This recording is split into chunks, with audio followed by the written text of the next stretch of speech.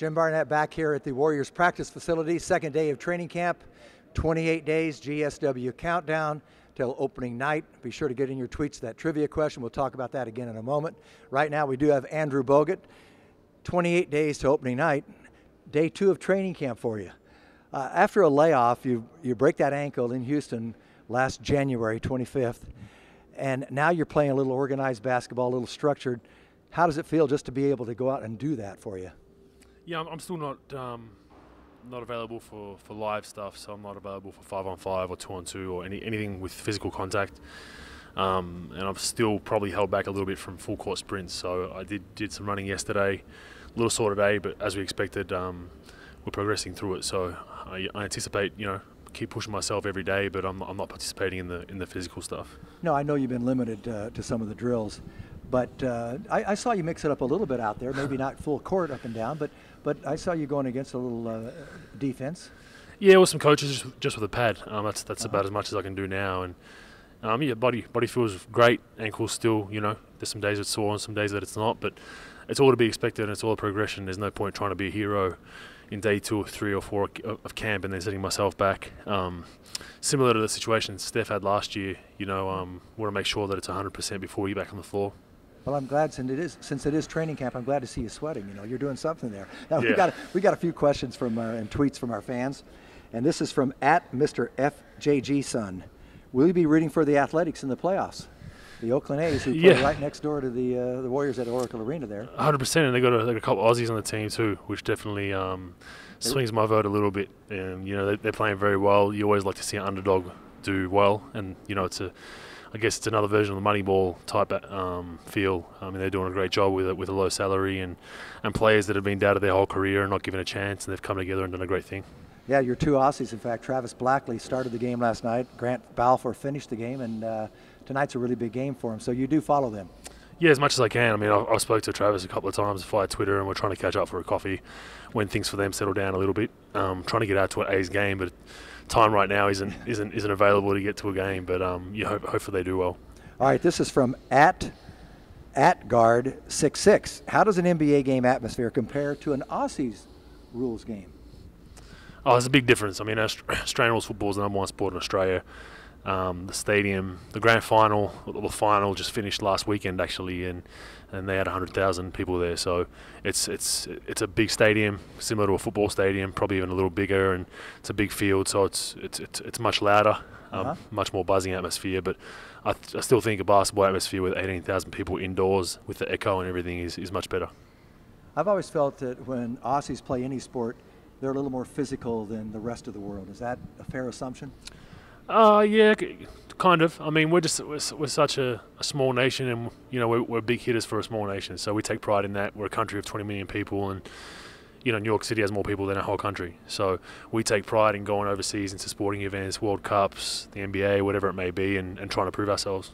Well, I just remember, not that you're interested, but when I got to be in the 40s, we started playing Masters basketball, and we were playing in Aarhus, Denmark, in a big European tournament, and we played against an Australian team. And I'm 40 years old, I can still play a little bit, but I'd go up for a jump shot, and the guy I'd come down, and he'd have his forearm underneath my chin, and almost knocking my teeth out, and you'd get really upset. But after the game, put the arm around you, and they wanted to buy us beers.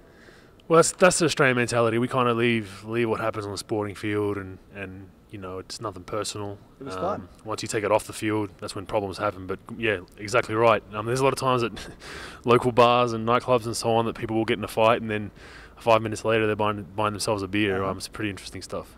All right, this is from @Jamaha. How far do you think this team can go this year? It's hard to say right now. We're in day 2 of camp, but we'll go as far as our chemistry and our camaraderie allows us to go. We definitely have some great players on this team, some flat-out shooters, some guys that are ready to prove themselves. But at the same time, we don't have a lot of veterans on this team. I'm one of the oldest guys on the team, and I'm only 28 years old, almost 28 years old. Richard Jefferson's probably our oldest guy, so we're very young. We have a lot to learn, but I think if we keep working hard and have that mindset going into games, we'll be fine. Have you ever played on a team that has this many shooters, this many people who have the ability to score? Not flat-out shooters. I mean, Steph and Clay I just watch them daily at practice when they're doing their shooting drills, and it's just automatic whenever it leaves their hands. It's unbelievable. And as a big fella, it's nice to have that on the perimeter. And we got other guys who can shoot the ball too. I mean, Rush is a great shooter as well. So we have a lot of guys. Yeah, Brandon Rush doesn't seem he's not missing through training camp right now. He's on the hot streak. I mean, he shot in the 40s last season from 3 as well. So he's definitely out there. You have those 3 guys out there at once. You know, it's a pretty tangible shooting lineup. When you do get healthy, and we expect that to be very early in the season, of course, full time. Where do you expect to fill a void on this team? When you look at the Warriors in the past, and when you played against them, you said, okay, I can maximize my effort and maybe hurt them in this area. So now you're on the other end of it. Where can you fill a void? What do you think you can bring here primarily? That's probably that colored area underneath the hoop, you know, the paint. I think that's where the Warriors have been the most vulnerable. When I played against them, I loved playing against the Warriors because you knew it was going to be a fun game, and you knew it was going to be enjoyable, and you'll get your touches because it's a high-scoring game, and you knew when you turned it up, you know, turned up the pressure that you could get a win. And that's what the mindset that we need to change here, and that's the main reason why I'm here is first and foremost to protect the paint, grab as many defensive rebounds as I can, and block some shots, and just be the vocal point in the back line of the defense. Have you ever played alongside a more talented power forward than David Lee? Probably not. I mean, the most talented guy I've played alongside would probably have to be like a Charlie Villanueva with just natural offensive talent. But David Lee's probably a better all-round player than Charlie because he rebounds the ball so well. So it's definitely exciting. I think we complement each other very well. We have the same kind of skill sets, the same basketball IQ, and looking forward to it. Not specifically how you're working out. I know that's different than previous years, but how is the Warriors training camp different than your first 7 years in Milwaukee? Is it easier? Is it more difficult? Well, you know, Scott Skiles is probably the epitome of toughness. So his camps were probably some of the toughest in the league, and you know you respect that. But you know they've been probably not too tough and not too hard, not too easy. So you never want to come in and smash guys the first 2 days because you're gonna have guys coming in sore and maybe hurting themselves the next couple of days after that. So, but you don't want to come in and have it be, you know, a walk in the park. So I think Coach Jackson's done a pretty good job. You know, when you come back from an injury, there's the physical aspect and there's the mental aspect. I know you're being held back and being cautionary, which is good.